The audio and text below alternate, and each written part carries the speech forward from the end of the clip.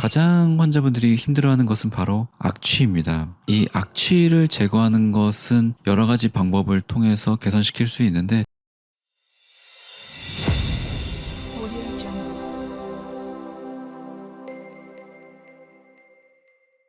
안녕하세요. 성형외과 전문의 박주석입니다. 이번 영상에서는 말기 유방암 환자분들의 상처 관리, 이 상처 관리에 대해서 말씀드리고자 합니다.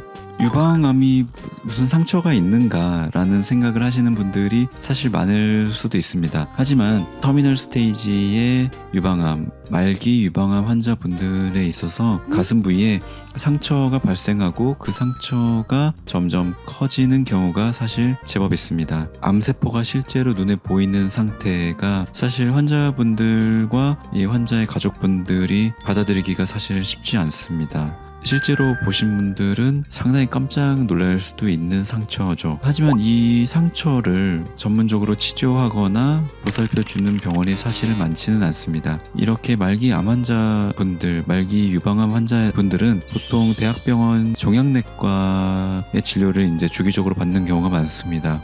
여러 항암제 혹은 신약들을 계속 투여받으면서 유방암을 관리하게 되죠. 하지만 이 종양내과에서 엄청난 관심으로 상처를 관리해 주지 않기 때문에 이 환자분들은 사실 당황스럽게 됩니다. 이 상처를 어떻게 치료해야 되는가, 아니면 어디서 내가 관리받을 수 있을까 라는 생각을 하실 수 있습니다. 보통 이렇게 암으로 인한 상처를 치료하는 곳은 성형외과에서 치료하는 경우가 많죠. 특히 대학병원 성형외과에서 이 상처를 관리해 주는 경우가 많습니다. 저는 대학병원은 아니지만 이렇게 암으로 인한 상처를 관리하는 진료를 하고 있습니다. 이렇게 관리를 하면서 환자분들이 많이 불편해하는 점, 그리고 이 불편한 점을 어떻게 관리하는지 여러분께 소개하고자 합니다. 가장 환자분들이 힘들어하는 것은 바로 악취입니다. 이 악취가 사실 가장 암 환자분들이 힘들어하는 것 같습니다. 본인도 힘들 뿐만 아니라 주변에 가까운 가족 혹은 주변 사람들에게 이 냄새가 전달될까봐 두려운 마음, 이 부분이 사실 암 환자분들을 상당히 고통스럽게 합니다. 이 악취를 제거하는 것은 여러 가지 방법을 통해서 개선시킬 수 있는데, 첫 번째로는 대부분 이 악취는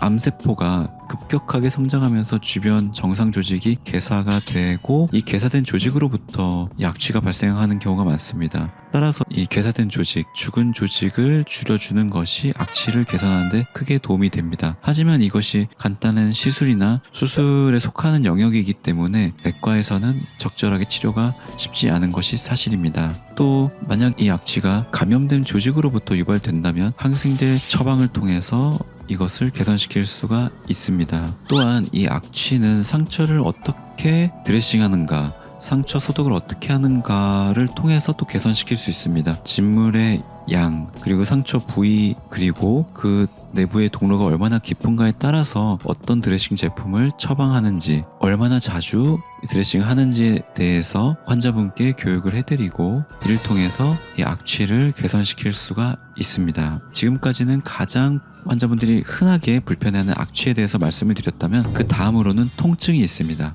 통증이 있는 경우, 말기 유방암 환자에서 상처 부위에 통증이 있는 경우는 사실 진통제를 처방하는 것이 가장 흔한 대처법이 되겠고, 두 번째로는 이 국소 마취 크림, 리도카인 크림을 사용하는 방법이 있습니다. 리도카인 크림은 보통 미용 시술을 하기 전에 이렇게 하얀 크림을 발라서 통증을 줄여주는 데 사용하는 게 사실 흔합니다. 하지만 암 상처 부위에 통증이 심할 때도 이 리도카인 크림을 사용해서 통증을 줄일 수 있습니다. 또 흔히 발생하는 문제점으로 이제 출혈이 있습니다. 암세포는 비정상적으로 빠르게 자라기 때문에 비정상적인 출혈을 유발하는 경우가 사실 흔합니다. 대부분은 수술 없이, 큰 전기소작기 사용 없이 시간이 지나면 지혈이 되는 경우가 있지만, 드물게 지속적인 출혈이 멈추지 않는 경우가 있습니다. 이런 경우에는 이 성형외과나 외과에서 전기소작기를 통해서 혈관을 지혈하고 출혈을 중지시키거나 예방하는 조치를 시행할 수 있습니다.